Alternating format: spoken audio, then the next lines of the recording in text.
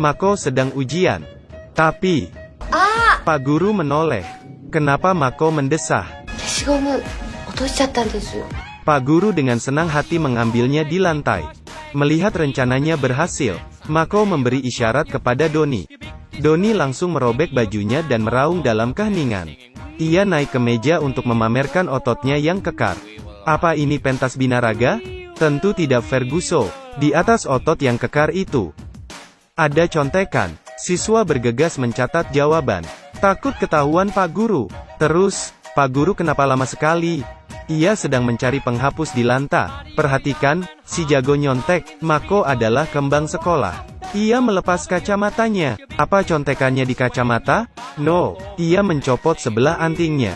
Setelah melihat sekeliling, antingnya berubah menjadi kaca pembesar. Mako melihat contekan di kukunya. Contekan yang tak nampak, kini terlihat jelas. Mantap bos, apa dulu di kelasmu ada yang jago nyontek seperti Mako? Ini baru saja permulaan. Coba perhatikan, mata dua anak ini juling. Mereka memperhatikan baju si culun. Ternyata, baju si culun merupakan ilusi optik. Setelah mata dijulingkan baru kelihatan polanya. Benar-benar cerdik bukan? Coba kamu lihat elong di sebelahnya. Tak hanya memiliki contekan di baju. Ternyata, ia juga menyembunyikan contekan di matanya. Isinya rumus-rumus kecil. Selanjutnya, cara menyontek yang luar biasa. Sampai aku pun kaget, pensil itu bisa dibuka. Ada juga contekan di jari. Bahkan contekan teknologi tinggi di jam tangan. Semuanya nyontek. Rambutnya keriting. Rambutnya ini berisi contekan. Hanya dengan menariknya, dia bisa melihat contekan dengan mudah. Main api pasti kena api. Apakah aksi mereka tidak diketahui guru? Tentu saja, Pak Guru mengamati dengan teliti.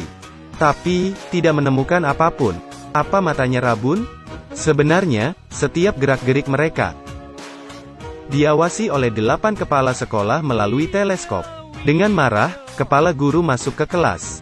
Tapi, Mako sedang mengamati kukunya. Ia tak sadar ada bahaya mendekat. Pak Guru berjalan ke arahnya. Lalu, kepala guru menjambak si keriting. Teman-temannya terkejut. Pria ini juga ketakutan. Sampai-sampai menelan penghapusnya. Sungguh apa si keriting? Ia difoto bak narapidana. Lalu dikeluarkan dari sekolah. Kepala guru berkata, kalau kamu komen 9.999 kali, maka akan diampuni. Si keriting berteriak, tekan like, bagikan. Aku belum pernah melihat cara menyontek macam ini. Seluruh tubuh Awei digips. Ia digotong masuk ke ruang ujian. Kamu pasti mengira Awei gila belajar. Tapi, tiba-tiba, dari dadanya keluar kamera pengawas.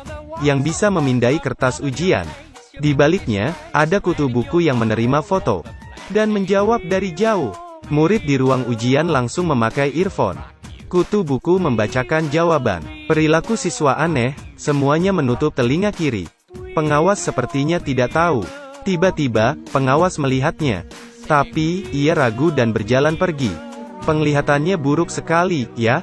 Tapi, cara menyontek mereka bukan ini saja. Di ujian kedua, saat pengawas lengah, Awei menekan remote, dan jawaban terpampang jelas di layar. Para siswa langsung menyalin jawaban bak kesetanan. Tiba-tiba, pengawas menoleh. Hal ini dilihat oleh Gatot Kaca. Ia segera memanggil Awei. Tapi, Awei masih asik menyalin jawaban. Ia tidak dengar. Di saat terakhir, siswa bekerja sama.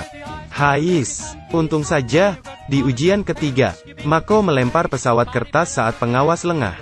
Tiba-tiba, balon jawaban terbang. Kali ini, para siswa kesetanan, saat pengawas mendongak, balon ditarik pergi. Sedangkan di gedung seberang, segerombolan gadis memberi contekan. Dengan membentuk abjad, tahu ada yang salah. Mandor segera membetulkannya. Hampir saja ia pingsan karena kepanasan. Di atas langit masih ada langit. Kepala sekolah tahu mereka menyontek. Karena semuanya dapat nilai 100. Ia sangat kesal pada anak-anak malas itu. Demi mencegah mereka menyontek, ia akan mengawasinya sendiri. 1 hari sebelum ulangan, Mako melihat kertas soal ulangan. Ia ingin menghafalnya. Tapi, kepala sekolah datang. Mako tak berdaya, dan menghancurkan kertas itu. Malamnya, Mako memanggil kawan-kawan. Aku kira mereka akan mencuri kertas soal. Ternyata, mereka pergi ke TPU untuk mencari kertas soal yang hancur. Mereka memeriksa dengan teliti, seperti mencari jarum di laut. Para siswa ini kurang kerjaan. Akhirnya, ada kemajuan. Pak Tua berteriak kegirangan, aku menemukannya. Setelah diperiksa, ternyata cincin Frodo. Tidak, aku hanya bercanda. Ia berhasil menggabungkan kertas soal. Si kutu buku bergegas menjawab. Mereka menghafal semalaman, tanpa tahu mereka masuk jebakan. Esok harinya, siswa bengong setelah kertas soal dibagi. Kertas soalnya kosong bolong. Aneh, di mana soalnya? Kepala sekolah tiba-tiba membuka layar. Soal ujian itu benar-benar baru. Ternyata, jahe tua memang lebih pedas. Siswa terkejut. Usaha mereka semalaman sia-sia. Parahnya lagi, kepala sekolah mengutus 8 pengawas. Sampai tidak ada kesempatan menyontek. Siapapun selamatkan mereka. Tinggal setengah jam lagi. Kertas ujian mereka kosong, seperti otak mereka. Pengawas dari tadi mules. Mereka memohon izin ke toilet, lalu bergegas meninggalkan ruangan. Rupanya para siswa juga licik. Mereka menyuap Pak Tua untuk menaruh pencahar di makanan pengawas. Kini sisa kepala sekolah saja. Di luar, ada penembak jitu yang membidikkan laser ke kepala sekolah. Ia menekan pelatuk. Laser ditembakkan ke kepala sekolah. Ia tidak merasa ada yang aneh di belakangnya. Siswa saling memandang. Laser tersebut membentuk huruf. Para siswa bersemangat lagi. Tak lama, jawaban soal dipantulkan di dinding.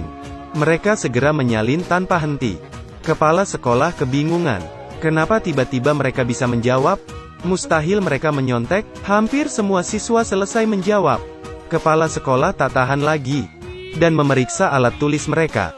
Tapi, tidak ada. Ia mencari di rambut Awei.